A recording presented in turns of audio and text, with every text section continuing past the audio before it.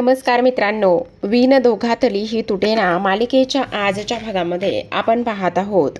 मल्लिका आणि अंशुमन हे बुद्धिबळाचा खेळ खेळत बसलेले असतात, पण मल्लिकाचं मात्र लक्ष कशातही नसतं. अंशुमन तिला बोलत असतो, पण मल्लिका मात्र स्वानंदी कशा पद्धतीने वागली, त्याचबरोबर स्वानंदीने काय काय गोष्टी केल्या, ह्या सगळ्या गोष्टीमध्ये तिचं लक्ष असतं. ती आता इकडे विचार करू लागलेली असते की नाही, स्वानंदीमुळे माझ्या अप्पीला इथे हे घर सोडून निघून जावं लागलं आहे, पण मी मात्र काही जरी झालं तरी तिला अजिबात सोडणार नाही, असं स्पष्टपणे ती बोलत असते. अंशुमन म्हणू लागतो, मम्मा मला माहिती आहे तू ट्रेसमध्ये आहेस आणि जेव्हा तू ट्रेसमध्ये असतेस ना तेव्हा मात्र बुद्धिबळाचा खेळ खेळल्यावर तुला थोडंसं बरं वाटतं, पण तू मात्र बुद्धिबळाचा खेळ का बरं खेळत नाहीस, असं इकडे आता तो विचारू लागलेला असतो. तेव्हा मल्लिका म्हणत असते, खरं तर मला एरवी बुद्धिबळाचा खेळ खेळल्यावर फार आनंद व्हायचा, पण आता मात्र इकडे मला अजिबातच आनंद होत नाही. काही जरी झालं ना तरीसुद्धा त्या स्वानंदीला मात्र मला धडा शिकवायचा आहे. त्या स्वानंदीला सर्वांसमोर चांगलं बनायला फार आवडतं ना, मग इकडे काही जरी झालं ना तरीसुद्धा इथे आता मला तिला दाखवून द्यायचं आहे आणि त्याचबरोबर तिची इमेज मला डाऊन करायची आहे.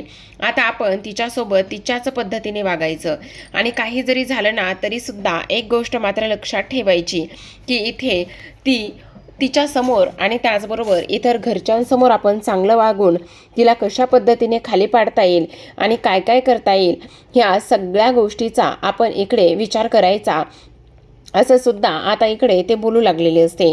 तेव्हा अंशुमन म्हणत असतो, म्हणजे नेमकं काय करायचं आहे आणि कशा पद्धतीने ह्या सर्व गोष्टी करायच्या आहेत, असं सुद्धा आता इकडे ते बोलत असतात.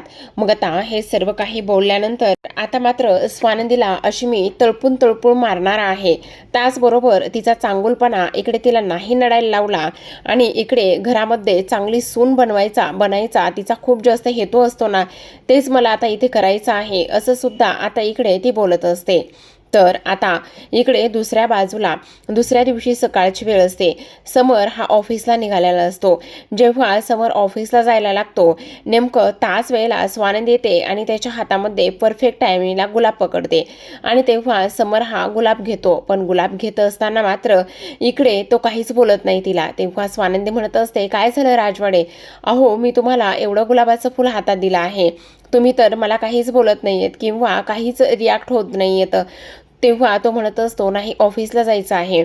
तेव्हा स्वानंदी म्हणत असते, येते माझ्या लक्षामध्ये तुम्ही ऑफिसला तर जाणार आहात, पण सगळ्यात महत्त्वाचं म्हणजे तुम्ही आता पहिल्यासारखे अजिबातच नाही आहात. काय झालेलं आहे हे बघा, असं करू नका ना राजवाडे, हे बघा तुमच्या सगळ्या गोष्टी मला कळतात, पण तरीसुद्धा मला ना तुमच्यासोबत बोलायचं आहे आणि त्याचबरोबर हे जे काही सुरू आहे ना त्या सगळ्या गोष्टींचा एकदा विचार करायचा आहे राजवाडे, असं सुद्धा आता इकडे ती बोलत असते. तेव्हा तेवढ्यातच आता इथे ती म्हणत असते, मला कळतंय ना इथे तुम्ही अर्पिताताईसोबत असं वागलात ना त्यामुळे तुम्हाला गिल्ट फील होतंय. तेवढ्यातच आता इकडे मल्लिका आलेली असते आणि मल्लिका म्हणत असते, अजिबातच नाही, हे बघ समर, तू जे काही अर्पिताबरोबर वागलास ना ते अगदी बरोबर वागलास, काही चुकीचं तू इथे केलेलं नाहीयेस, असं सुद्धा आता इकडे ती बोलत असते. तेव्हा हे दोघेही जण तिच्याकडे पाहतात. मग हे दोघेही जण तिच्याकडे पाहत असताना आता लगेचच इथे ती म्हणत असते, खरं तर ह्या सगळ्या गोष्टींसाठी स्वारी बरं का, म्हणजे खरं सांगू का इथे मी तुमची सकाळची जी काही इथे मॉर्निंग आहे ती डिस्टर्ब केली आहे, त्यासाठी खरंच स्वारी. तेव्हा मात्र समर म्हणत असतो, नाही पण मला माहिती होतं ना तुला सगळ्यामध्ये माझी तुला गरज लागणार आहे आणि त्यामुळेच मी इथे आलेले आहे, बस एवढंच मला वाटलं म्हणून मी इथे आलेली आहे. तेव्हा समर म्हणत असतो, काकू तुला कसं समजतं ग माझ्या मनातील सगळं, खरं सांगू का आत्ता मला ह्या सगळ्या गोष्टींची फार गरज होती. तेव्हा ती म्हणत असते, खरं सांगू का तुला, हे बघ मला माहिती ना ह्या सगळ्या गोष्टींची तुला फार गरज होती, जरी मी तुला जन्म दिलेला नसला तरीसुद्धा तू मला इकडे माझ्या मुलासारखाच आहेस, ही सुद्धा गोष्ट तेवढीच महत्त्वाची आहे बघ समर, असं सुद्धा आता इथे ती बोलत असते. मग आता इकडे तू काल अर्पिताला मारलंस. तेव्हा समर म्हणू लागतो, हे बघ काकू, त्या सगळ्या गोष्टीसाठी खरंच अगदी मनापासून सॉरी. मी खरं तर अर्पितावर हात उचलायला नको होता. अरे नाही नाही, तू का सॉरी म्हणतोस? हे बघ, तू जे काही केलेलं आहेस ना ते अगदीच बरोबर केलंस. काही एक चुकीचं केलं नाहीयेस. कारण आज तू अशा वागण्यामुळे ना अर्पिता मात्र तिकडे माहेरी सासरी गेलेली आहे आणि तिचं सासरी सगळं काही व्यवस्थित होणार आहे, हे मात्र तितकंच खरं आहे असं सुद्धा आता इकडे ती त्याला सांगू लागते. तेव्हा मात्र तू अजिबात काळजी करू नकोस असं सुद्धा आता इकडे ती त्याला बोलत असते. आणि त्याचबरोबर समर, तुला एक गोष्ट सांगू का? सगळ्यात महत्त्वाची म्हणजे मला ना ह्या सर्व गोष्टींचा फार जास्त त्रास होतोय. त्याचबरोबर अर्पिता अशी वागली, माझी मुलं माझ्यासोबत अशी वागतील आणि त्याचबरोबर ती एवढ्या खालच्या थराला जातील आणि मला इथे अशा पद्धतीने सगळं काही सहन करावं लागेल ना, हे मात्र मला मुळीच वाटत नव्हतं. खरं सांगते समर, कधी काळी असं वाटतं की इकडे मला मरण आलेलं बरं. तेव्हा समर म्हणत असतो, हे बघ काकू, अजिबात ह्या सगळ्या गोष्टी बोलायच्या नाही आणि काही जरी झालं ना तरी सुद्धा अशी मरणाची वगैरे भाषा अजिबातच करायची नाही. त्यावर आता मल्लिका म्हणत असते, खरं सांगू का, तू आहेस म्हणून हे सगळं काही मला जमतंय, नाही तर माझं काय झालं असतं कळत नाही बघ. आता समर म्हणत असतो, ठीक आहे काकू, तू काळजी करू नकोस, मी आता ऑफिसला निघतो. असं म्हणून समर ऑफिसला जातो. आता स्वानंदी मात्र मल्लिकाकडे पाहतच असते. तेव्हा तो तिला स्वानंदी म्हटलेला असतो. मग आता मल्लिका म्हणत असते, अगं बाई, खरं तर इथे स्वानंदी मॅडमवरून स्वानंदी हे जरा जास्तच होते असं वाटत नाही का? तेव्हा स्वानंदी म्हणत असते, त्याचं काय आहे ना काकू, इथे आमचं नातं कसं आहे हे तुम्हाला माहिती ना. पण आता मल्लिका म्हणत असते, तुला असं वाटत असेल की समरने तुला स्वानंदी मॅडमवरून स्वानंदी म्हणायला सुरुवात केली आहे म्हटल्यावर इथे तू जास्त आनंदात भरभरून आणि हुरळून जाऊ नकोस. लक्षात येते का तुझ्या? त्यावर लगेचच आता ती म्हणत असते, म्हणजे मला नाही समजलं. अगं, समर जरी एखाद्याला त्याच्या मनात जागा देत असला तरी सुद्धा तो कसा आहे, काय आहे, ह्या सगळ्या गोष्टी मला चांगलंच माहिती आहे. आणि त्याहूनही सगळ्यात महत्त्वाची गोष्ट म्हणजे तू माझ्या अर्पिताला इथे सासरी पाठवून फार मोठी चूक केलेली आहेस.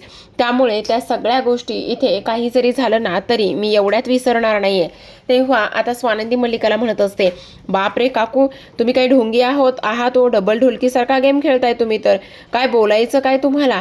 आत्ता तर राजवाड्यांसमोर इथे रडण्याचं नाटक करत होतात आणि राजवाड्यांना अगदी 5 मिनिटं सुद्धा झाली नाही जाऊन घराच्या बाहेर, तर तुमचा हा खरा चेहरा सर्वांसमोर यायला सुद्धा लागला.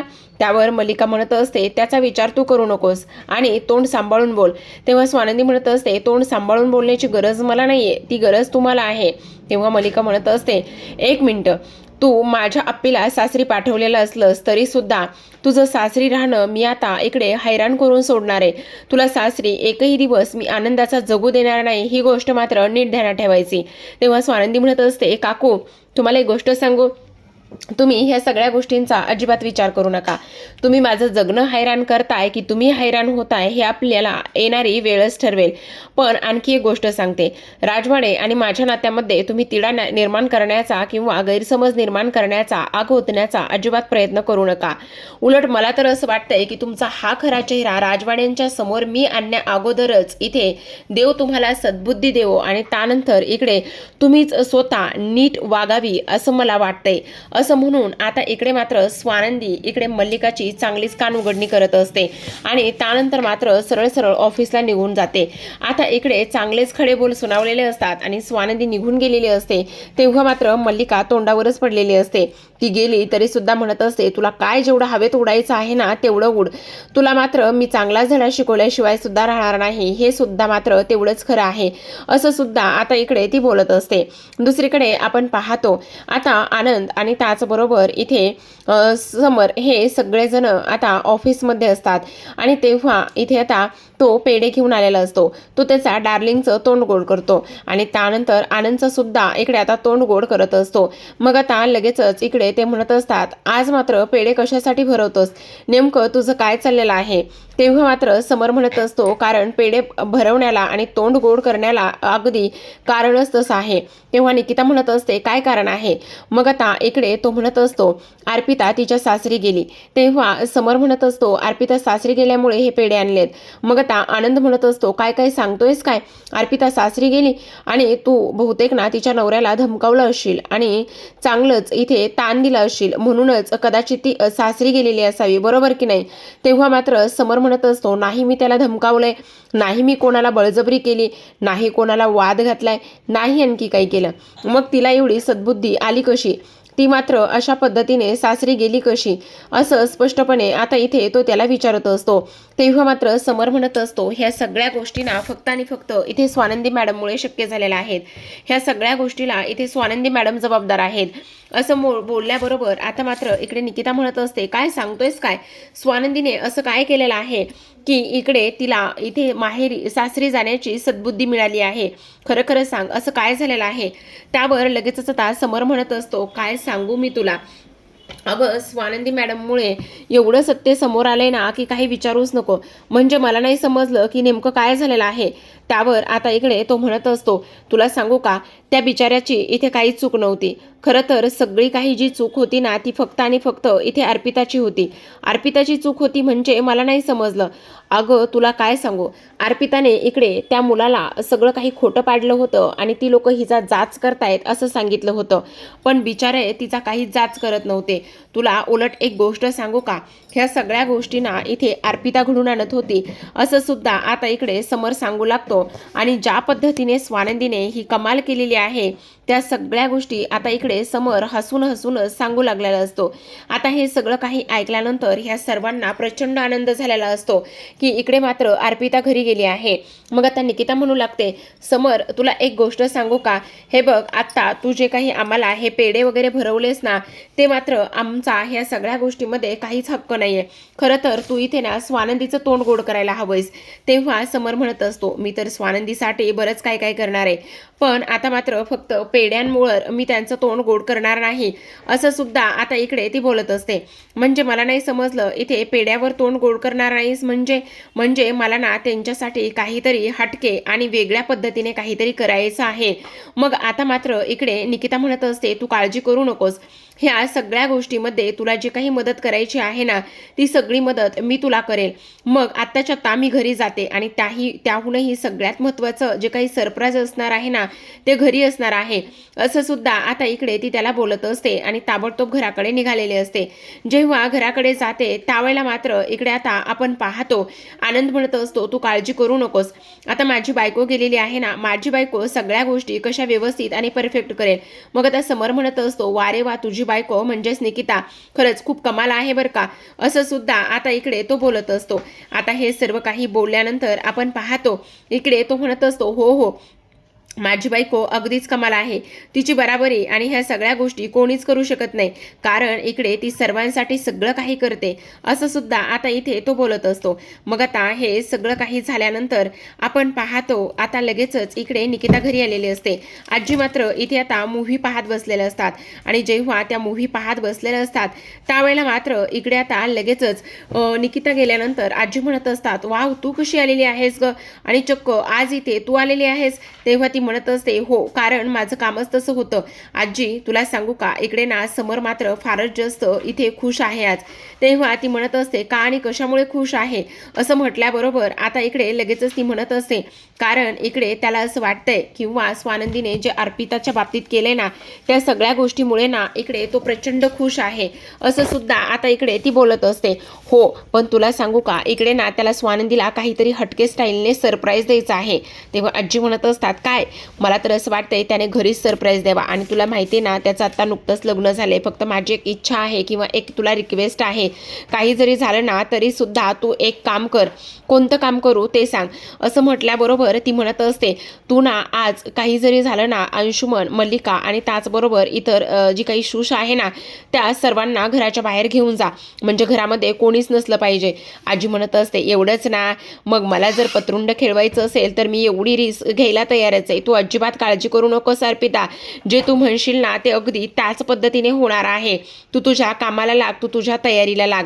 तेव्हा ती म्हणत असते, हो हो हो अगदीच, बघ आता मी कशी तयारी करते आणि कसं काय काय करते. तर असं सुद्धा आता इकडे ती बोलत असते. मग आता हे सगळं काही बोलल्यानंतर आजी म्हणत असतात, पण तुला असं वाटतंय का गं खरंच हे सगळं तसं आपण पाहतोय तसं होईल म्हणून. तेव्हा ती म्हणत असते, का नाही होणार आहे, नक्कीच ह्या सगळ्या काही गोष्टी नक्कीच होतील, असं सुद्धा आता इकडे ती बोलत असते. तर आता दुसऱ्या बाजूला आपण पाहतो इकडे समर हा ऑफिसमध्ये असतो आणि आनंद त्याला म्हणत असतो, अरे समर ऐक ना, मी काय म्हणतो, एकदा स्वानंदीला कॉल कर. निकिता तिची घरी गेलेली आहे. निकिता तर सगळं काही व्यवस्थित करेलच, पण मला असं वाटतंय की तू एकदा स्वानंदीला कॉल करावास आणि स्वानंदीला एकदा कॉल करून इथे तिला घरी उशिरा ये असं काहीतरी सांगावं. मग तो म्हणत असतो, अरे पण त्यांना डाऊट नाही का येणार माझ्यावर. अरे डाऊट तर येणारच ना, पण डाऊट आल्यानंतर मात्र इकडे जो काही धमाका होणार आहे ना, त्या धमाक्याचं काय करणार आहेस तू. मग आता शेवटी समर इथे स्वानंदीला कॉल करतो. स्वानंदी म्हणत असते, हा राजवाडे बोला. तेव्हा तो म्हणत असतो, कामात आहात का. स्वानंदी म्हणत असते, हो आहे. बरं सॉरी, मग मी नंतर करू का. नाही नाही बोला तुम्ही, तसं तुम्हाला बोलण्या इतपत माझं काम झालेलं आहे, तुम्ही माझ्याशी बोलू शकता, असं स्वानंदी स्पष्टपणे बोलत असते. मग समर म्हणत असतो, काय नाही म्हणजे तुमचं काम आटोपलंय ना, घरी कधी जाणार आहात तुम्ही. तेव्हा स्वानंदी म्हणत असते, हे काय आता आटोपलंच आहे, मग मी विचार केला लवकरच घरी जाणार आहे. तेव्हा तो म्हणत असतो, नाही नाही नाही नाही नाही अजिबात नाही, इतक्यात तुम्ही घरी जाऊ नका. तेव्हा ती म्हणते, का नका घरी जाऊ. नाही म्हणजे तुम्ही इतक्यात घरी का जाऊ नका, तर तुम्हाला मार्केटमध्ये जायचं नाही आहे का.